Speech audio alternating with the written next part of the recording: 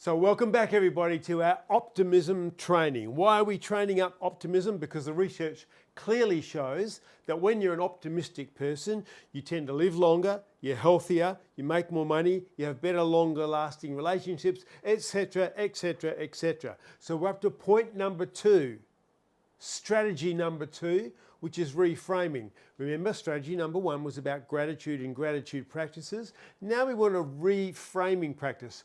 What do we mean by reframing?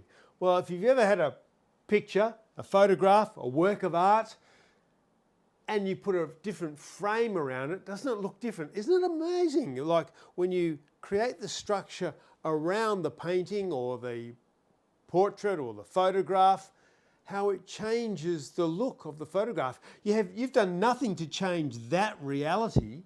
That picture's the same, but because of the frame, it looks different, seeing the picture differently. Don't politicians, etc., do this on a regular basis? They give us a spin. That's about reframing what they're saying. So the media does it, advertising does it, they give it a spin. Why? Because when you give it a spin, you reframe the way you're thinking about it. But we can do this not in a negative sense, but in a positive sense. Interestingly, when my daughter and my grandchildren come to be with us, and then when they need to leave, some of the younger grandchildren get a bit toey about leaving. And my daughter is adept at reframing the experience of leaving.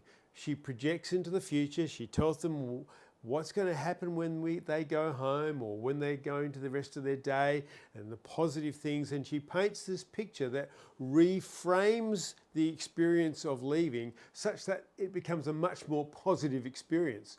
So you can do the same with yourself. You can reframe the experiences of your day to give yourself a positive and optimistic view. Literally, you are giving yourself the ability to see the silver lining. In business and in many of the gurus in business and in personal development talk about the fact that they don't talk about failures, they talk about learning. Oh, I don't fail, I just learn. Isn't that a great reframe? Instead of it being a negative experience, they turn the failure, the lack of success, into a learning experience which will increase the likelihood of their success later on. And so they've reframed that negative to be a positive going into their future. You can do this with everything in your life. You can reframe it. You can look at it differently. You can pick the eyes out of it, pick the learnings out of it, pick the experience out of it that makes you a better person and more likely to have a successful outcome. So, strategy number 2 in our optimism training, reframing.